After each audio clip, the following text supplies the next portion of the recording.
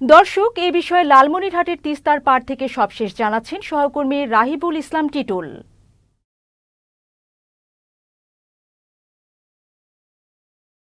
তিস্তা মহাপরিকল্পনা বাস্তবায়নের দাবিতে কিন্তু ৪৮ ঘন্টার কর্মসূচির আন্দোলন ডাক দিয়েছে তিস্তা রক্ষা আন্দোলন নামে একটি সংগঠন, যেটির নেতৃত্ব দিচ্ছে বিএনপির সাংগঠনিক সম্পাদক অধ্যক্ষ আসাদুল হাবিব দুলু।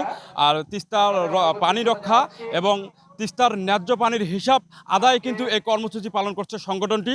আর এই প্রোগ্রামেই কিন্তু ৫টি জেলার ১১টি পয়েন্টে কিন্তু লাখ লাখ মানুষের সমাগম হতে পারে, এমনটা দাবি করছে।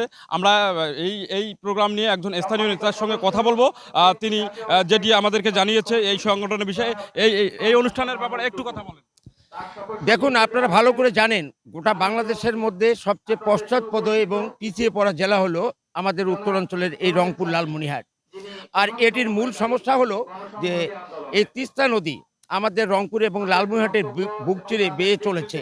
এই ১৪২ কিলোমিটার তিস্তা নদী দীর্ঘদিন খনন না হওয়ার কারণে আমাদের অল্প বৃষ্টি হলেই নদীর দুই পার একেবারে উপচে পড়া পানিতে ভেসে যায়, ঘরবাড়ি ভেসে যায়, ফসলের ক্ষতি হয়। তারপরে বৃষ্টি থামলেই আবার মরুভূমিতে পরিণত হয়। তো এই তিস্তার খননের জন্য দীর্ঘদিন ছোটোখাটো অনেক সংগঠন আন্দোলন সংগ্রাম করেছে, কিন্তু আন্দোলন সংগ্রামগুলো অপরিকল্পিত হওয়ার কারণে সেটি বাস্তবায়ন করা সম্ভব হয় নাই। ইতিমধ্যে বিগত সরকার একটি পরিকল্পনা হাতে নিয়েছিল চীনের অর্থায়নে তিস্তা মহাপরিকল্পনা বাস্তবায়নের জন্য, কিন্তু যেহেতু তাদের রাজনীতি ছিল ভারত নির্ভর রাজনীতি, ভারতের বিরোধিতার কারণে এটি বাস্তবায়ন হয় নাই।